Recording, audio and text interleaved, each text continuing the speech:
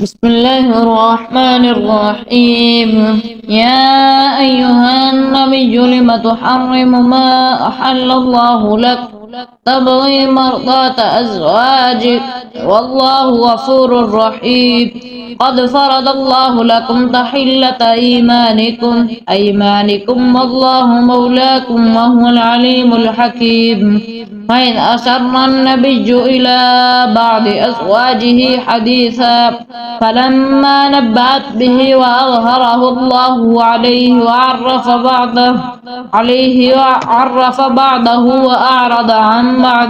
فلما نبأها به قالت من أنبأك هذا؟ قال نبأني العليم الخبير.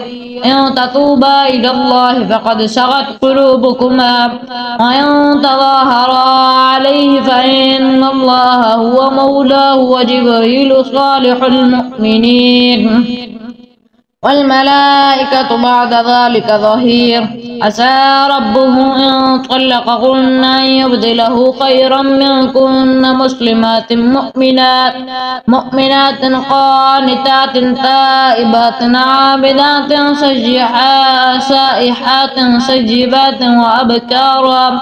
يا أيها الذين آمنوا قوا أنفسكم وأهليكم نارا وقودها الناس والحجارة عليها ملائكة غلاظ شداد لا يعصون الله ما أمرهم ويفعلون ما يؤمرون. يا أيها الذين كفروا لا تعتذروا اليوم إنما تجزون ما كنتم تعملون.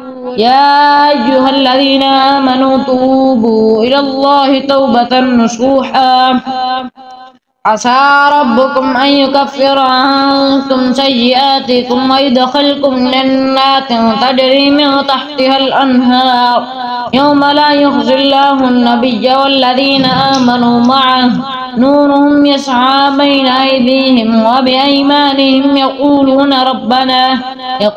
ربنا أتمم لنا نورنا واغفر لنا إنك على كل شيء قدير.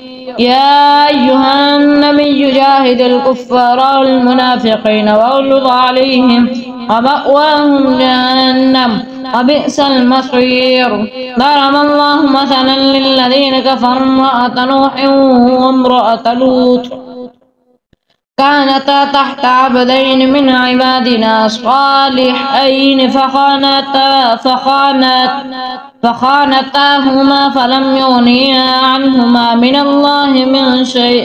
الله شيئا وقيل ادخلا النار مع الداخلين. ضرب الله مثلا للذين آمنوا امرأة فرعون إذ قالت رب ابن لي عندك بيتا في الجنة ونجني من فرعون وعمله ونجني من القوم الظالمين. ومريم ابنة عمران التي أحصنت فرجها فنفخنا فيه من روحنا وصدقت بكلمات ربها وكتبه وكانت من القانتين. صدق الله العظيم.